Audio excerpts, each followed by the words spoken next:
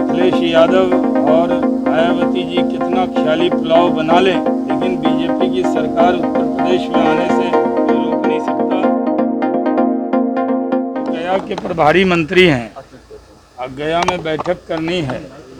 जब से मंत्री बने थे कोरोना काल चल रहा था, एनडीए के वो नेता हैं, तो उनसे कहे थे कि जो डेट वो देंगे उसी डेट पे गया के प्रभारी मंत्री के तौर पर, गया जिले के विधायक हैं और एनडीए के नेता हैं, हम तो मिलते रहते हैं, मिलने के इसमें एनडीए एकजुट है। नीतीश कुमार जी के नेतृत्व में ये सरकार 5 साल अपना पूरा कार्यकाल पूरा करेगी।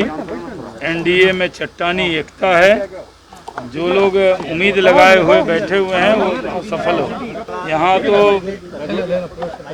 सबका साथ, सबका विकास, सबका विश्वास है। आज बिहार में नीतीश कुमार जी के नेतृत्व में सबकी चिंता की जा रही है और केंद्र में नरेंद्र मोदी जी के नेतृत्व में सबकी चिंता हम लोगों ने की है। इसलिए अच्छे से सदन चले, विधायी कार्य अच्छे से हो। योगी जी के नेतृत्व में सरकार पहले से भी ज़्यादा बहुमत से हम लोग यूपी में जीतेंगे। अखिलेश यादव और मायावती जी कितना ख्याली पुलाव बना लें, लेकिन बीजेपी की सरकार उत्तर प्रदेश में आने से कोई रोक नहीं सकता।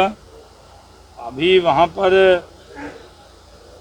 समाजवादी पार्टी के लोग बैनर लगा रहे हैं कि खेला होई, तो उनको ये मालूम नहीं है कि जो बंगाल की नकल कर रहे हैं वहाँ तो बीजेपी 3 से 77 हो गई।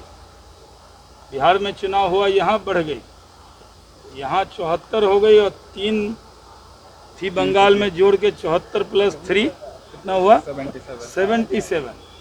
तो यूपी में भी हम बढ़ेंगे ही, पहले से ज़्यादा बहुमत से उत्तर प्रदेश में सरकार आएगी, क्योंकि लोगों को लगता है कि भारतीय जनता पार्टी है जो सब समाज की चिंता करती है।